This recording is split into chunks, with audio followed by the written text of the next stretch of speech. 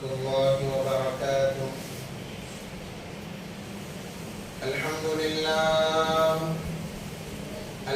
لله نحمده ونستعينه ونستغفره ونؤمن به ونتوكل عليه ونعوذ بالله من شرور أنفسنا ومن سيئات أعمالنا. من يهده الله فلا مضل له ومن يضلله فلا هادي له. ونشهد أن لا إله إلا الله وحده لا شريك له. ونشهد أن سيدنا ومولانا محمدا عبده ورسوله. أما بعد، قال الله تبارك وتعالى في القرآن المجيد والفرقان الحميد: فأعوذ بالله من الشيطان الرجيم. بسم الله الرحمن الرحيم. وإذا أخذ الله ميثاق النبيين لما آتيتكم من كتاب وحكمة ثم جاءكم رسول من الله لتؤمنن به ولتنصرنه قال أقررتم وأخذتم على ذلكم إصري قالوا أقررنا. وقال تعالى: خلق الإنسان من علق. صدق الله العظيم. قال النبي صلى الله عليه وسلم: يا أبا سفيان، جئتكم بكرامة الدنيا والآخرة. وقال النبي صلى الله عليه وسلم: من رأى منكم منكرا فليغير بيده، وإن لم يستطع فبلسانه، وإن لم يستطع فبقلبه، وذلك أضعف الإيمان، أو كما قال عليه الصلاة والسلام. اللهم صل على سيدنا مولانا محمد في أول كلامنا. اللهم صل على سيدنا مولانا محمد في أوسط كلامنا. اللهم صل على سيدنا مولانا محمد في آخر كلامنا. اللهم لك الحمد كما أنت أهله. اللهم لك الحمد كما أنت أهله. فصل على محمد كما أنت أهله، وافعل بنا ما أنت أهله، فإنك أنت أهل التقوى وأهل المغفرة. اللهم صل على محمد كلما ذكره الذاكرون، وصل على محمد كلما غفل عن ذكره الغافلون. اللهم صل على محمد وآله ألف ألف مرة. اللهم صل على محمد وآله ألف ألف مرة. اللهم صل على محمد وآله ألف ألف مرة. محترم و معزز سامعین کرام، بزرگان دین، ایک مرتبہ دل کی گہرائیوں کے ساتھ میں درود پاک پڑھ لیں. اللهم صل على سيدنا محمد وعلى آل سيدنا محمد وبارك وسلم. معزز سامعین کرام، اللہ تبارک و تعالی نے انسان کے لیے یہ کائنات کو بنایا ہے. کائنات کی جتنی چیزیں ہیں جو ہمیں نظر آ رہی ہیں اور جو چیزیں ہمیں نظر نہیں آتی، تمام کی تمام چیزیں اللہ تبارک و تعالیٰ نے انسان کے لیے بنائی ہیں اور فرمایا: اے انسان، تجھے میں نے اپنے لیے بنایا ہے. مطلب کیا ہے؟ تمام کائنات انسان کے لیے اور انسان اللہ کے لیے، یعنی اللہ کی عبادت کے لیے، اللہ کی اطاعت کے لیے، اللہ کی فرما برداری کرنے کے لیے اس انسان کا وجود ہوا ہے. وَمَا خَلَقْتُ الْجِنَّ وَالْإِنسَ إِلَّا لِيَعْبُدُونَ. اللہ تبارک و تعالیٰ نے قرآن میں فرمایا ہے کہ اے انسان کے گروہ اور جنات کے گروہ، تمہارا کیا خیال ہے؟ تمہیں کس لیے پیدا کیا گیا ہے؟ تو اللہ نے فرمایا تمہیں پیدا کرنے کا مقصد صرف اور صرف میری عبادت ہے، میری اطاعت ہے، میری فرما برداری ہے۔ دنیاوی کام کاج تو ضرورت کے اعتبار سے ہے، ضرورت کے اعتبار سے اللہ تبارک و تعالیٰ نے کام کاج کو انسانوں کے ساتھ میں لگا دیا ہے، ورنہ انسانوں کو کھلانے کے لیے کام کرانے کی اللہ کو کوئی ضرورت نہیں ہے۔ 18,000 کم و بیش مخلوقات اللہ نے بنائی، اس میں سے ایک مخلوق کام کرتی ہے، وہ حضرت انسان ہے۔ باقی 17,999 مخلوقات جو ہیں وہ تمام کی تمام بغیر کمائے کھاتی ہے، بغیر محنت کرے کھاتی ہے اور بہترین کھاتی ہے۔ اللہ نے اس لیے ان کے ذمہ کام نہیں لگایا کہ انسان کہے گا یا اللہ ہمارے ذمہ تو کام تھا، بیوی بچوں کی ذمہ داریاں تھی، تو اللہ نے دیگر مخلوقات کو رکھ کر بتایا دیکھو جیسی تمہاری ذمہ داریاں ہیں ویسے ہی ان کی بھی ذمہ داریاں ہیں، مگر میں ایسا مالک ہوں، میں ایسا خالق ہوں کہ اگر کوئی کچھ بھی نہ کرے تب بھی میں کھلانے پر قادر ہوں۔ بتانے کے لیے اللہ تبارک و تعالیٰ نے ان کو بغیر کام کے روزی دیا ہے۔ اور بعض علماء فرماتے ہیں اگرچہ اس کی کوئی حقیقت نہیں نظر آتی، انسانوں نے یہ خود مانگا ہے کہ یا اللہ ہم محنت کر کے کھانا چاہتے ہیں۔ قرآن میں اس کا تذکرہ موجود ہے۔ وادی تیہ کے اندر حضرت موسیٰ علیہ السلام کی قوم کو جب نظر بند کر دیا گیا ان کی نافرمانی کی وجہ سے، تو اللہ تبارک و تعالیٰ 40 سال تک انہیں منت سلوہ اللہ نے کھلایا ہے۔ 40 سال تک آسمان سے کھانا اترتا تھا، نہ کمانے کی ضرورت، نہ کہیں جانے کی ضرورت، نہ نوکری کی ضرورت، کوئی ضرورت نہیں تھی۔ اللہ نے کھلا کے بتایا کہ دیکھو اگر میں کھلانے پر آؤں ایسا بھی کھلا سکتا ہوں۔ وَإِذْ قُلْتُمْ يَا مُوسَىٰ لَن نَّصْبِرَ عَلَىٰ طَعَامٍ وَاحِدٍ فَادْعُ لَنَا رَبَّكَ يُخْرِجْ لَنَا مِمَّا تُنبِتُ الْأَرْضُ مِن بَقْلِهَا وَقِثَّائِهَا وَفُومِهَا وَعَدَسِهَا وَبَصَلِهَا۔ تو قوم نے کہا کہ موسیٰ کیا ایک ہی چیز کھا کھا کے ہم پریشان ہو گئے ہیں، ہم تو پیاز کھانا چاہتے ہیں، آلو کھانا چاہتے ہیں، ٹماٹر کھانا چاہتے ہیں۔ تو اللہ نے کہا اہبطوا مصر، کہ یہاں سے نکل جاؤ اور خود کما کر کھاؤ۔ تو یہ تو انسان کا مانگا شدہ کام ہے۔ البتہ میں موضوع سے ہٹ کر چند باتیں عرض کر دیا، تو یہ تو انسان کی مانگی ہوئی باتیں ہیں، ورنہ اللہ کو ضرورت نہیں ہے کسی کے کمانے کی، اللہ ویسے بھی کھلا سکتے ہیں۔ اللہ ہر چیز پر قادر ہے۔ اس اللہ نے انسان کے 6 سفر بنائے، پیدا ہونے سے لے کر، پیدا ہونے سے پہلے سے لے کر جنت تک جانے تک کے لیے انسان کے 6 سفر اللہ تبارک و تعالیٰ نے مقرر فرمائے۔ انسان کا سفر شروع ہوتا ہے عالم ارواح سے، عالم ارواح سے انسان کا سفر شروع ہوتا ہے۔ تو اس عالم ارواح کے اندر اللہ تبارک و تعالیٰ نے انسان سے 3 وعدے لیے، انسان سے 3 عہد لیے، جسے میثاق بھی کہا جاتا ہے۔ سب سے پہلا وعدہ یہ لیا کہ اے انسانوں بتاؤ کیا میں تمہارا رب نہیں ہوں؟ تمام انسان سے، تمام انسانیت سے، اس میں یہودی بھی تھا، عیسائی بھی تھا، ہر طبقے کا انسان اس میں موجود تھا عالم ارواح کے اندر۔ صرف آدم علیہ السلام بنے گے، ان کی روح ہے، کوئی نظام بنا نہیں ہے۔ اللہ نے تمام ارواح کو، تمام روحوں کو جمع کیا اور حضرت آدم علیہ السلام کے پیٹھ پر ہاتھ مارا، جس کی وجہ سے تمام ذریت قیامت تک جتنے انسان آنے والے ہیں وہ تمام کے تمام کا ظہور ہو گیا، ظاہر ہو گئے۔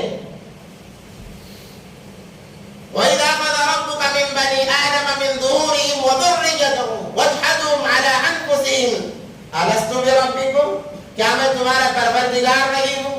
کیا میں تمہارا رب اس وقت میں تمام نے، ہم نے، آپ نے، قیامت تک آنے والے انسانوں کے تمام ارواح نے، تمام روحوں نے کہا قالوا، کیوں نہیں ہے اللہ تبارک و تعالیٰ، قالوا بلا شہدنا، اس بات کی ہم گواہی دیتے ہیں کہ آپ ہی پروردگار ہیں، آپ ہی احکم الحاکمین ہیں، آپ ہی کھلانے پلانے والے ہیں، آپ ہی جلانے مارنے والے ہیں، آپ ہی شفا اور بیماری دینے والے ہیں، آپ ہر چیز پر قادر ہیں۔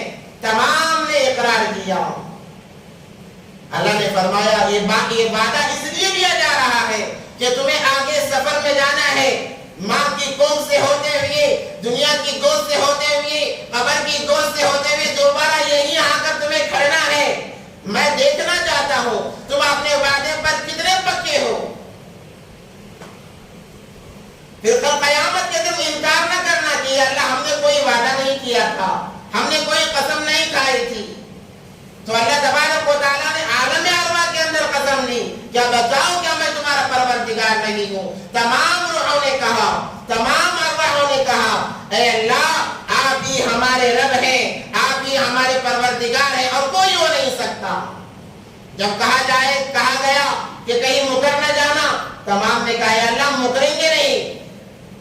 آج بھی یہی ہماری بات ہے، یہاں سے جب ہم دوسرے سفر میں جائیں گے تب بھی ہماری وہی بات ہوگی، ہماری باتیں چینج نہیں ہوگی۔ تو اللہ نے کہا اچھا تمہیں آزمانے کے لیے سفر پر بھیج رہا ہوں۔ وہاں سے انسان کا سفر شروع ہوتا ہے، عالم ارواح سے نکل کر ماں کی کوکھ میں آیا، ماں کی کوکھ میں بھی اپنے وعدے پر قائم تھا۔ جب اس سے پوچھا جاتا کہتا کہ یا اللہ تو ہی سب کچھ ہے، اور جیسے ہی ماں کی کوکھ سے دنیا کی گود میں آیا، عقل و شعور آئی، کہنے لگا کہ اب میرے سامنے دنیا ہے، دنیا نظر آنے لگ گئی ہے۔ ایک پہلا وعدہ تھا، اور دوسرا وعدہ اللہ تبارک و تعالیٰ نے لیا نبیوں سے، انبیاء علیہ السلام سے اللہ تبارک و تعالیٰ نے وعدہ لیا ہے۔ کیوں انبیاء علیہ السلام سے وعدہ لیا اور انسانوں سے کیوں وعدہ لیا گیا؟ کیونکہ ایک نظام اللہ کو چلانا تھا، دنیا کا نظام چلانا تھا۔ اللہ دیکھنا چاہتے تھے کہ کون میرا محبوب ہے، کون میرا فرما بردار ہے، کون نافرمان ہے۔ اللہ دیکھنا چاہتے تھے۔ تفسیر ابن کثیر کے اندر لکھا ہوا ہے اس وعدے سے پہلے اللہ نے تمام کو جمع کیا تو اس کے اندر چند روحیں روشن دار تھی، چمکدار تھی، اللہ نے ان کو الگ کیا اور کہا کہ یہ انبیاء بنیں گے، یہ نبی بنیں گے۔ اور چند روحیں چمکدار تھی، اللہ نے کہا یہ صحابہ بنیں گے۔ اور چند روحیں چمکدار تھی، اللہ نے کہا کہ یہ اولیاء بنیں گے۔ اور چند روحیں چمکدار تھی، اللہ نے کہا کہ یہ آخری درجے کے ایمان والے بنیں گے۔ اور چند روحیں بالکل سیاہ تھی، کالی تھی، اللہ نے کہا کہ یہ میرے نافرمان بندے ہوں گے، یہ میرے نافرمان بندے ہوں گے۔ تو البتہ اللہ کو ایک نظام چلانا تھا، دنیا کا سلسلہ چلانا تھا، اس لیے اللہ تبارک و تعالیٰ نے تمام انسانوں سے وعدہ لیا۔ اس کے بعد میں نبیوں سے وعدہ لیا گیا، اے نبی جی، اے انبیاء بتاؤ، اے نبی، اے انبیاء، اے رسول بتاؤ، میں تمہیں کتاب دوں گا، حکمت دوں گا، علم دوں گا، تاکہ تم جاؤ اور میرے بندوں کے اندر رہ کر میرے بندوں کو اس وعدے کو یاد دلاؤ۔ انبیاء جو آتے، انسان کو جو وعدہ اس نے کیا تھا عالم ارواح کے اندر، اس وعدے کو یاد دلانے کے لیے انبیاء آتے دنیا کے اندر کہ انسان تو نے جو وعدہ کیا ہے اس وعدے پر قائم رہ۔ اسی لیے 1.25 لاکھ انبیاء علیہ السلام کا سلسلہ شروع ہوا۔ تو اللہ تبارک و تعالیٰ نے نبیوں سے وعدہ لیا، وَإِذَا أَخَذَ اللَّهُ مِيثَاقَ النَّبِيِّينَ لَمَا آتَيْتُكُم مِّن كِتَابٍ وَحِكْمَةٍ ثُمَّ جَاءَكُمْ رَسُولٌ کہ تمہیں جب میں بھیجوں گا، اگر تمہاری موجودگی میں ایک رسول آئے، وہ میرا حبیب ہوگا، وہ میرا محبوب ہوگا۔ جب وہ رسول تمہاری موجودگی میں آئے، اے نبی جی، اے انبیاء، خبردار، تمہیں ان کی مدد بھی کرنی ہوگی، ان کی نصرت بھی کرنی ہوگی اور ان کی بات بھی ماننی پڑے گی۔ تم یہ نہ کہنا کہ ہم بھی نبی ہیں، ہم اپنی بات چلائیں گے، ہم اپنی نبوت چلائیں گے، ایسا ہرگز نہیں ہے۔ تمہارے موجود محبوب آ جائے، یعنی نبی پاک صلی اللہ علیہ وسلم آ جائیں تو تمہیں ان کی اقتدا کرنی پڑے گی، ان کی بات ماننی پڑے گی، انہیں تمہیں اپنا رسول بنانا پڑے گا۔ اللہ نے ایک تو نبیوں سے وعدہ لیا، اور وعدہ لینے کے بعد میں دنیا کا نظام حضرت آدم علیہ نبی جینا علیہ السلام کے ذریعے سے شروع ہوا۔ اس لیے شریعت کے اندر حضرت آدم علیہ السلام سے لے کر حضرت نوح علیہ السلام تک کا جو سلسلہ ہے انسانیت کا، کہو یا انبیاء کا سلسلہ ہے، اللہ نے اس کے اندر احکام نہیں رکھے، فرائض نہیں رکھے۔ علماء فرماتے ہیں کہ وہ شریعت کی ابتدا تھی، یعنی بچپنا تھا، تو اللہ تبارک و تعالیٰ نے آدم علیہ السلام کو جو چیزیں دی، حضرت ادریس کو جو چیزیں دی، حضرت شیس علیہ نبی علیہ السلام کو جو چیزیں تھی وہ کام کاج کے متعلق تھی۔ حضرت آدم علیہ السلام پر وہی کیا آئی کہ کھیت کو کیسے جوتا جاتا ہے، بیج کیسے بویا جاتا ہے، اس کو کیسے کاٹا جاتا ہے، وہ تعلیم ان کی شریعت میں تھی۔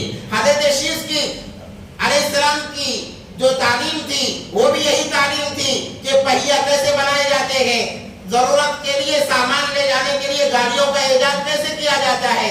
یہ تمام چیزیں اللہ تبارک و تعالیٰ نے حضرت آدم علیہ السلام سے لے کر حضرت نوح علیہ السلام تک کے جو انبیاء آئے، جو نبی آئے، ان کی شریعتوں میں یہ بات اللہ تبارک و تعالیٰ نے رکھی ہے۔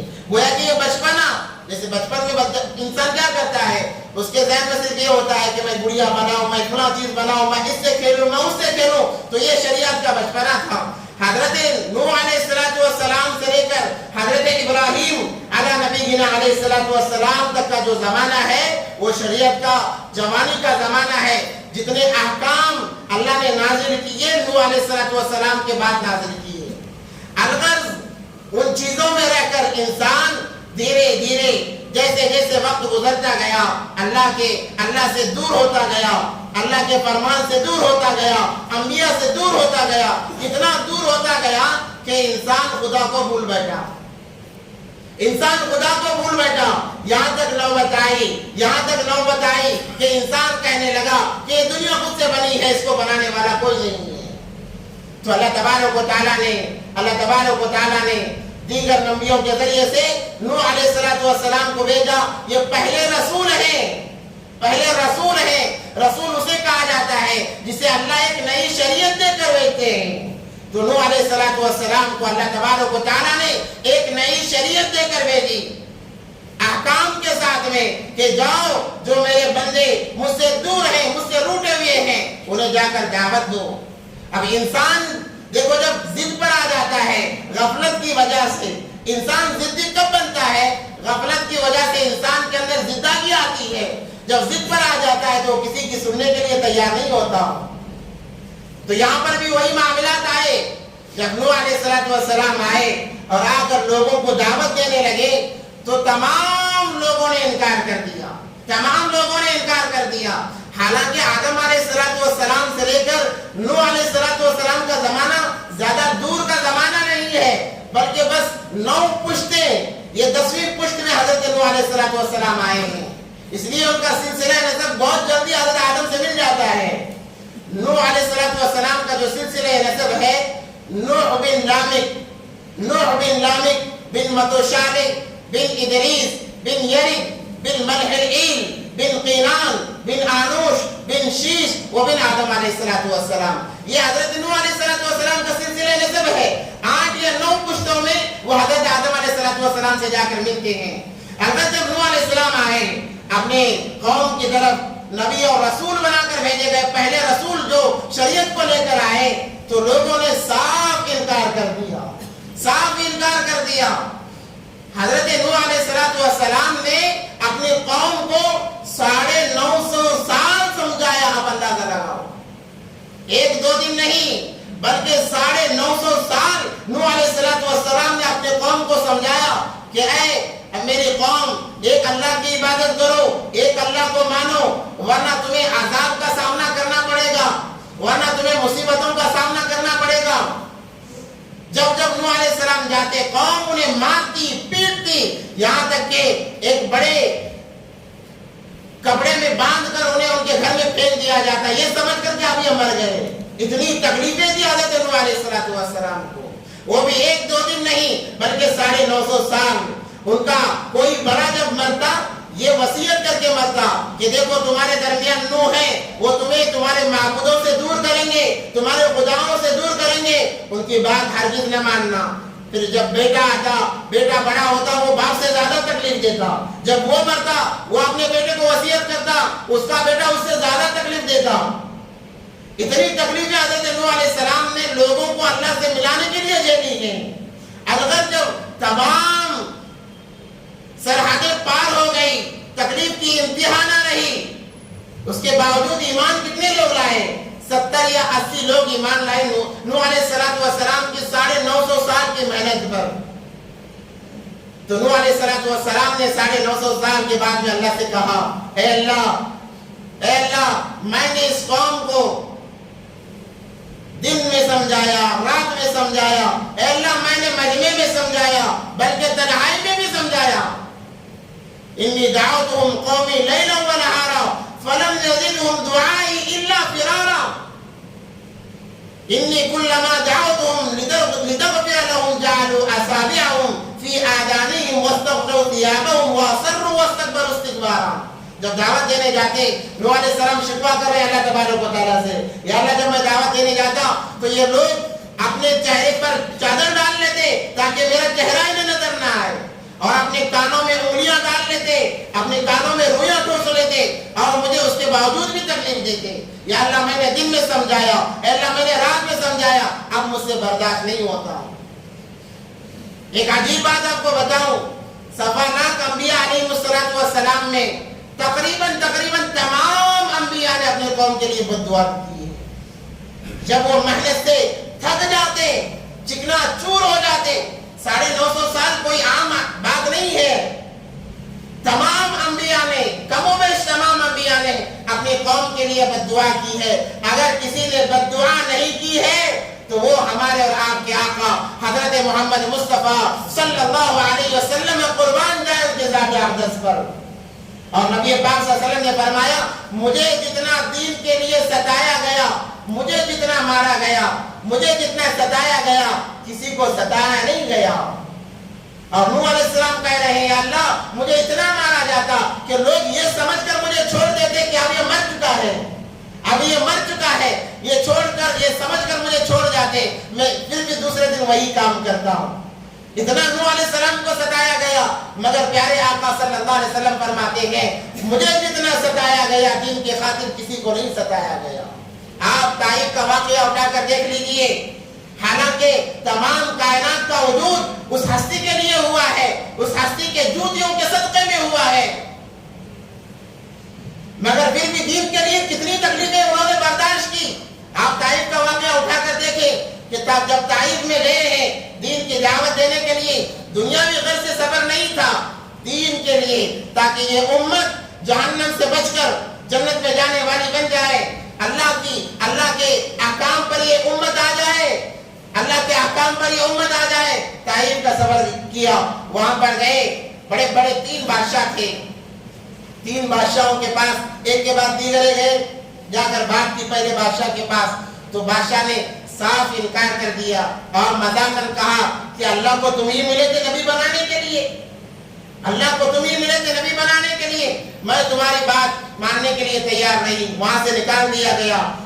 آپ دوسرے بادشاہ کے پاس گئے اور وہاں جا کر اسے دین کی دعوت دی، اللہ کی بڑائی کو بیان کیا، تو اس بادشاہ نے کہا کہ تم جھوٹے ہو، نعوذ باللہ، الزام لگایا، وہاں سے نکال دیا گیا۔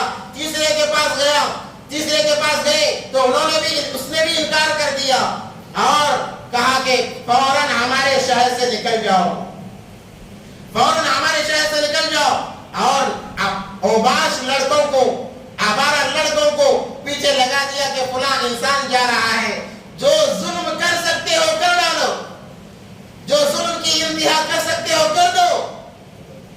نوجوانوں کو لگایا گیا، وہ نوجوان نبی پاک صلی اللہ علیہ وسلم کا پیچھا کرتے کرتے انہیں دوڑانے لگے۔ زید بن حارثہ جو ان کے منہ پہلے بیٹے اور غلام تھے، وہ ساتھ میں تھے، وہ فرماتے ہیں کہ نبی پاک صلی اللہ علیہ وسلم کو طائف کے اندر پتھروں سے مارا گیا۔ نوجوان پتھر لیتے اور نشانہ لگا کر مارتے، جہاں پتھر لگتا خون کے فوارے نکل جاتے. جن کے لیے کائنات کا وجود بخشا گیا ہے، جن کے صدقے میں دنیا بنی ہے، وہ نبی طائف کے پتھر کھا رہے ہیں. اور اتنے پر بس نہیں کیا، کئی میل انہیں دوڑایا گیا نبی پاک صلی اللہ علیہ وسلم کو، اور پتھروں سے مارا گیا اور انہیں دھکیلا گیا.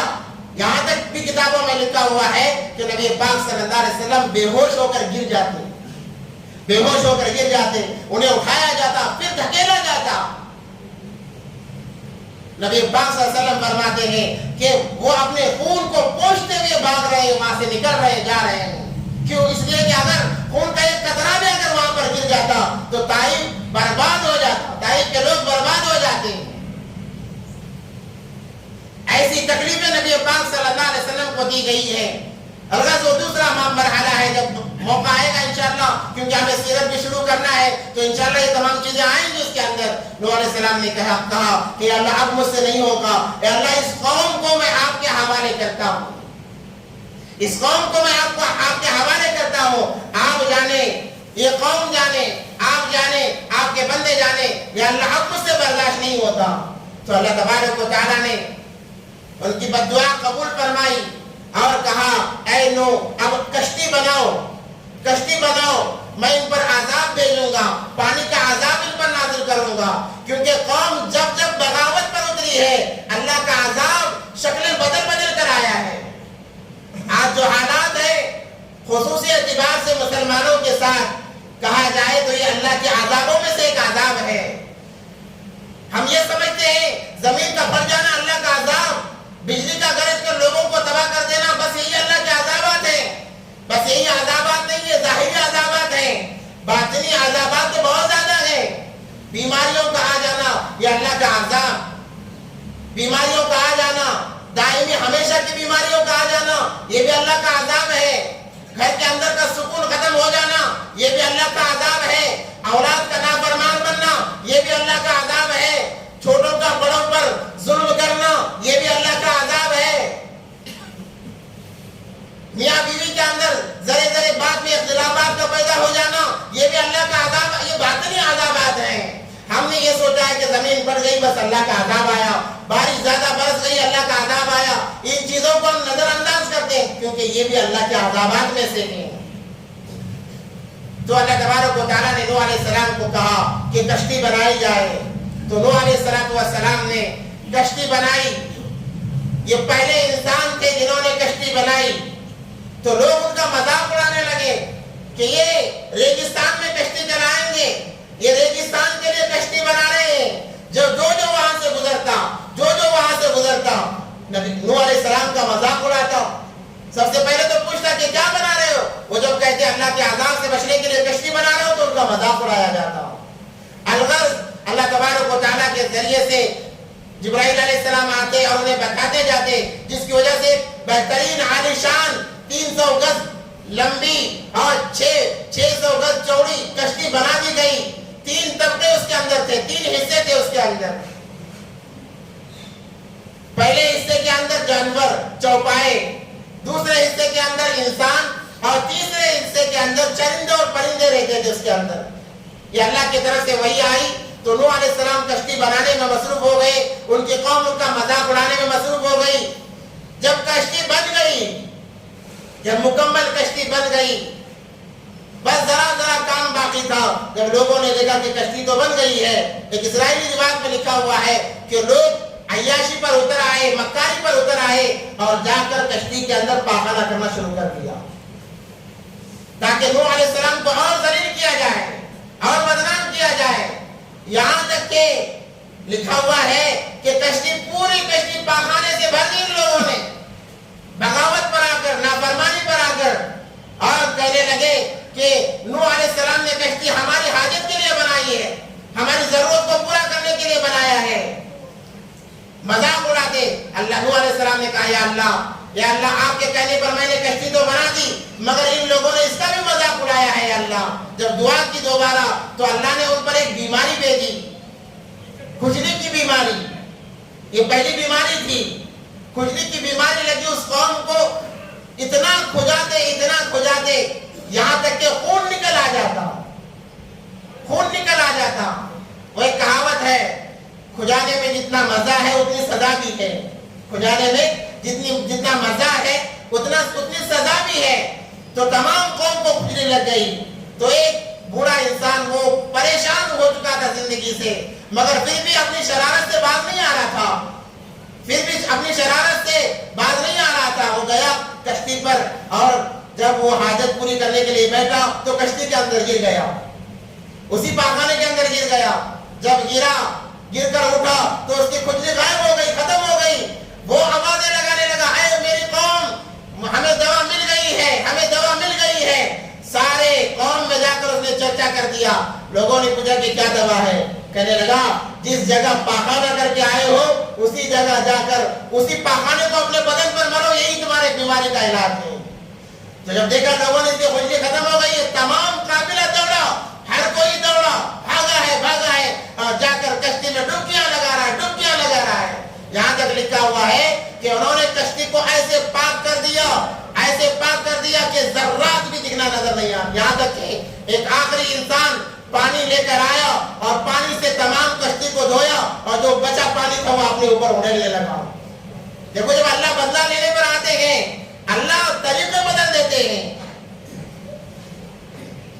تو اللہ نے یہ عذاب ان پر بھیجا تاکہ وہ جو شرارت کر رہے تھے، کیونکہ قرآن کے اندر موجود ہے وَمَكَرُوا وَمَكَرَ اللَّهُ وَاللَّهُ خَيْرُ الْمَاكِرِينَ، ایک مکر انسان کرتا ہے اور ایک مکر اللہ کرتے ہیں، اور انسان کے مکر پر ہمیشہ اللہ کا مکر غالب آ جاتا ہے۔ تو کشتی صاف ہو گئی، بالکل شفاف ہو گئی، کوئی غلالت اس کے اندر نہیں باقی رہی۔ تو اللہ نے کہا اے نوح، اب اپنی قوم میں سے جو ایمان والے ہیں، جو تمہاری بات سننے والے ہیں، ان کو کشتی میں سوار کر لو، اور ایک جوڑے کو، اسی لیے حضرت نوح علیہ السلام کو آدم ثانی کہا جاتا ہے، کیونکہ ان کے جو کشتی میں سوار ہوئے وہی لوگ باقی تھے، باقی تمام لوگ ختم ہو گئے تھے۔ نوح علیہ السلام نے بددعا جو کی تھی، لا تذر علی الکافرین دیارا، اے اللہ کسی ایک کافر کو بھی نہ چھوڑنا، انہوں نے بڑا تنگ کیا ہے مجھے، کسی ایک کافر کو بھی نہ چھوڑنا۔ تو اپنے ایک جوڑے کو، چونٹی کا ایک جوڑا، ہاتھی کا ایک جوڑا، تمام کے ایک جوڑے کو اپنے کشتی کے اندر سوار کر لو۔ تو نوح علیہ السلام نے اعلان کیا، اللہ کے حکم سے تمام لوگ سوار ہو گئے۔ بعض مفسرین کہتے ہیں، تفسیر مداری کے اندر لکھا ہوا ہے کہ اس کشتی میں انسانوں کے مقابلے میں صرف حضرت نوح علیہ السلام اور ان کے 3 بیٹے تھے، حام، سام اور یافس، اور بعض کہتے ہیں کہ 40 لوگ تھے۔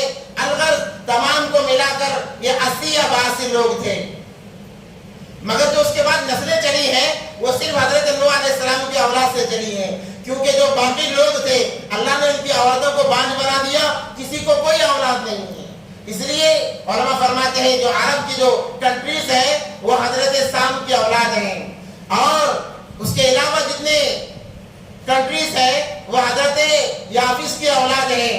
یہ ہندوستان، پاکستان، بنگلہ دیش، اس طرح کے تمام کے جو لوگ ہیں، یہ ملک ہیں، وہ حضرت یافس کی اولاد، اور ترکستان جو ہے، ترکی ہے، اور اس کے اندر اور قبائل ہیں، وہ حافظ کی قوم یعنی اس کی اولاد میں سے الغرض۔ تو نوح علیہ السلام نے ایک جوڑے کو لے لیا، تمام جانوروں کے اندر ایک جوڑے کو لے لیا، تمام جانوروں کو لے لیا، اور اس کے اندر شیر کو بھی لیا۔ تو تمام لوگ کہنے لگے اے نوح علیہ السلام، شیر کی موجودگی میں یہ جانور کیسے راحت سے رہ سکتے ہیں؟ یہ جانور راحت سے نہیں رہ سکتے۔ تو اللہ تبارک و تعالیٰ نے شیر پر بخار کو طاری کر دیا۔ دنیا کی یہ پہلی بیماری تھی، بخار پہلی بیماری تھی۔ اللہ نے شیر پر بخار کو طاری کر دیا، جس کی وجہ سے وہ مدہوش ہو گیا، بے ہوشی کے عالم میں آ گیا، تب اس کو سوار کر لیا گیا۔ سب سے پہلے حضرت نوح علیہ السلام کی کشتی میں سوار ہونے والی چونٹی تھی، اور سب سے آخر میں جو نوح علیہ السلام کی کشتی میں سوار ہونے والا تھا وہ گدھا تھا۔ وہ سوار ہی نہیں ہو رہا تھا کیونکہ اس کے دم پر شیطان لٹک چکا تھا۔ نوح علیہ السلام نے کہا اے گدھے آ جا، اگر تیرے ساتھ شیطان ہی کیوں نہ ہو، تب جا کر وہ گدھا اندر چڑھا ہے۔ تو الغرض یہ تمام کے تمام سوار ہو گئے، تمام کے تمام سوار ہو گئے، تو اللہ کا عذاب نازل ہوا، اللہ کا عذاب آیا۔ کیسا عذاب؟ پانی کی شکل میں آیا۔ جس جگہ روٹیاں پکائی جاتی وہاں سے پانی ابلنے لگا، آسمان سے پانی برسنے لگا، اتنا پانی نکلا، اتنا پانی نکلا، دیکھنے والوں نے کبھی قیامت تک پانی نہیں دیکھا ہوگا اور دیکھیں گے بھی نہیں۔ وہ اللہ کا عذاب تھا، اللہ کا عذاب تھا۔ ساری دنیا پانی سے شرابور ہو گئی، ڈوب گئی ساری دنیا۔ ایک ماں، ایک عورت تھی، وہ اپنے بچے سے بڑی محبت کیا کرتی تھی۔ جب وہ علیہ السلام کی طرف سے بد دعا کی وجہ سے عذاب آیا، وہ اپنے بچے کو لے کر دوڑی۔ نوح علیہ السلام نے کہا آ جاؤ، نجات پالو گے۔ وہ کہنے لگی میں پہاڑ پر چڑھ جاؤں گی۔ دوڑی بھی گئی، دیکھتے ہی دیکھتے پانی نے اس کو دبوچ لیا۔ جب کمر تک آیا، بچے کو اس نے اوپر اٹھایا اور آگے بڑھنے لگی۔ جب حلق تک پانی آیا اور اونچا کیا، مگر اللہ کو بتانا تھا جب میرا عذاب آتا ہے کوئی انسان جتنی بھی چالیں چل لے وہ کامیاب ہونے والا نہیں ہے، وہ کامیاب ہونے والا نہیں ہے۔ ایک موج آئی اور ان دونوں کو بہا کر لے گئی۔ اور وہ فرماتے ہیں، کتابوں میں لکھا ہے، اگر اس دن اللہ کو کسی پر ترس آتا تو اس عورت پر آتا جو اپنے بچے کو بچانے میں لگی ہوئی تھی۔ اور ایک واقعہ لکھا ہوا ہے کہ 3 لوگوں نے کہا کہ ہم آپ کے خدا کے عذاب سے بچ کر بتائیں گے۔ نوح علیہ السلام نے کہا اللہ کا عذاب ہے، معمولی نہ سمجھو، مذاق نہ اڑاؤ۔ انہوں نے کہا کہ ہم بچ کر بتائیں گے۔ یہ کہہ کر بڑے پہاڑ پر گئے۔ بڑے پہاڑ پر ایک غار تھا، اس غار کے اندر گئے اور جا کر غار کے سامنے بڑی چٹان رکھ کے غار کو بند کر لیا اور کہنے لگے ہم اللہ کے عذاب سے بچ کر بتائیں گے۔ دیکھو چند واقعات اسرائیلی ہوتے ہیں مگر اس کے اندر ہمیں بہت زیادہ سبق ملتا ہے، زندگی گزارنے کا ایک نمونہ ہمیں ملتا ہے۔ تو انہوں نے اپنے آپ کو بند کر لیا۔ اللہ کا عذاب تھا۔ اللہ نے کہا میں جب پکڑنے پر آتا ہوں، انسان اونٹ کے اندر ایک کوہان پانی کا ہوتا ہے، اس کے اندر بھی جا کر چھپ جائے، وہاں پر بھی اسے موت آ کر رہے گی، وہاں پر بھی اسے میں مار کر رہوں گا۔ اگر یہ پانی کے اندر، غار کے اندر چلے گئے، اللہ کا عذاب آیا، ہر طرف پانی ہی پانی ہے، یہ سوچ رہے ہیں کہ ہم غار کے اندر محفوظ ہیں۔ اللہ نے کہا مجھ سے مذاق کرتے ہو، میرے نبی سے مذاق کرتے ہو۔ اللہ نے ایک حقیقت واضح کر دی۔ اللہ نے ایک کو پیشاب لگایا، ایک کو پیشاب آیا۔ اس نے کہا کہ مجھے زور سے پیشاب آیا ہے، میں کیا کروں؟ تینوں نے مشورہ کیا، اگر باہر جائیں گے تو پانی میں ڈوب کر مریں گے، اور ہم نے چیلنج کیا نوح علیہ السلام کو بچ کر بتائیں گے، اب کیا کیا جائے؟ تو مشورہ ہوا، ایک نے کہا، دونوں نے کہا کہ اس کونے میں جاؤ اور پیشاب کر کے آ جاؤ۔ تو وہ گیا، جا کر پیشاب کرنے کے لیے جیسے ہی بیٹھا ہے، کیونکہ اختیارات تمام چیزوں کے اللہ کے ہاتھ میں ہیں، انسان کچھ نہیں کر سکتا، انسان کے ہاتھ میں کچھ بھی نہیں ہے۔ انسان ہاتھ سے لقمہ اٹھا کر منہ میں رکھ سکتا ہے، چبانے کا بھی اسے اختیار نہیں ہے۔ تمام اختیارات اللہ کے پاس ہیں۔ وہ جیسے جا کر پیشاب کو بیٹھا، وہ پیشاب کرتا ہی گیا، کرتا ہی گیا، کرتا ہی گیا، یہاں تک کہ گھٹنوں تک پیشاب آ گیا۔ اب یہ دونوں پریشان ہو گئے، یہ کیا معاملہ ہے؟ اگر اس کو روکا نہ گیا تو ہم پیشاب کے اندر مر جائیں گے۔ دونوں بھاگے، جا کر اسے جھنجھوڑا کہ آجا بس کر، کہ اپنے پیشاب میں ہمیں مروائے گا۔ تو اس کا پیشاب بند ہوا۔ اب اس غار کے اندر گھٹنوں تک پیشاب تھا۔ تھوڑی دیر کے بعد میں دوسرے کو پیشاب آیا، یہ اللہ کی طرف سے تھا۔ اب اس نے کہا کہ مجھے پیشاب آیا ہے۔ اور پیشاب پاخانہ ایک ایسی چیز ہے کہ انسان کا اختیار اس پر نہیں ہوتا، جب آئے تو چلا جائے۔ انسان روکنے کی کوشش کرے گا، وہ بدنامی ذلت کا سامنا کرے گا۔ یہ اللہ کی طرف سے ہے، اللہ کا ایک نظام اللہ نے بنایا ہے۔ تو دوسرے نے کہا کہ مجھے پیشاب آیا ہے۔ کہنے لگے کہ تو جا کر کیا ہمیں اور زیادہ ڈبائے گا؟ پیشاب کو روک کے رکھ، کہنے لگا کہ اب میں روک نہیں سکتا، اب حد سے تجاوز کر گیا ہے۔ تو مشورہ ہوا، کہا کہ جاؤ جا کر پیشاب کر کے آؤ، مگر ذرا کرنا، اس نے تو گھٹنوں تک کر دیا ہے۔ تو کہا کہ ہاں۔ وہ بھی جب جا کر پیشاب کے لیے بیٹھا، وہ پیشاب کرتا گیا، یہاں تک کہ سینے تک پیشاب بڑھ گیا۔ اب دونوں نے جا کر اسے جھنجھوڑا، تب جا کر اس کا پیشاب بند ہوا۔ اور تھوڑی دیر کے بعد اللہ نے تیسرے کو پیشاب دیا۔ اس نے کہا تم اگر مجھے منع بھی کرو گے تب بھی میں پیشاب کر کے رہوں گا۔ اگر وہ تینوں اپنے اپنے پیشاب میں ڈوب کر مریں گے۔ اللہ نے کہا کہ دیکھو جب مجھ سے بغاوت پر آؤ گے تو ذلت کی موت تمہیں میں دوں گا، اس لیے بغاوت نہ کرو، کیونکہ خالق میں ہی ہوں، رازق میں ہی ہوں، کھلانے پلانے والا، جلانے مارنے والا میں ہی ہوں، مجھ سے بغاوت نہ کرو۔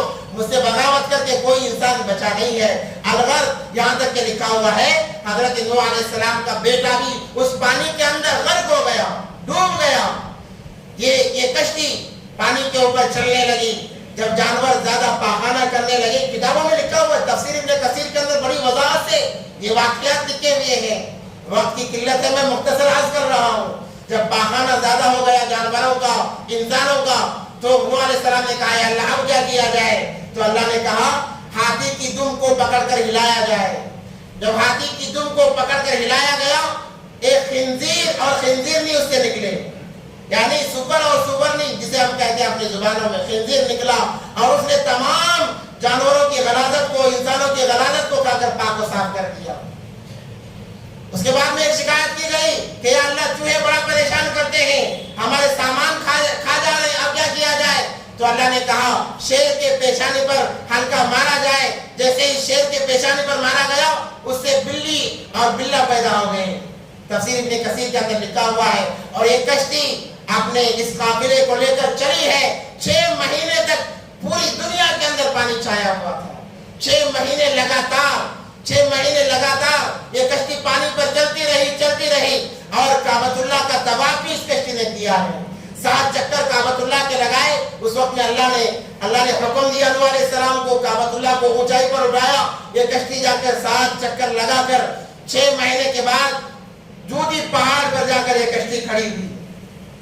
جودی پہاڑ پر یہ کشتی ٹھہری اور وہاں پر تقریباً 3 ماہ یہ کشتی رکی رہی. اس کے بعد میں جب پانی کا کم ہونے کا اندیشہ کچھ معلوم نہیں ہو رہا تھا، نوح علیہ السلام نے اللہ سے مطالبہ کیا تو اللہ تبارک و تعالیٰ نے ایک ترکیب بتائی. وہ کیا ترکیب تھی؟ اور پانی دیکھنے کے لیے نوح علیہ السلام نے کس جانور کو بھیجا، کیسے معلوم کیا کہ دنیا میں پانی کم ہو چکا ہے، انشاءاللہ موقع میرا اگلے جمعہ بیان کیا جائے گا. وآخر دعوانا الحمدللہ رب العالمین.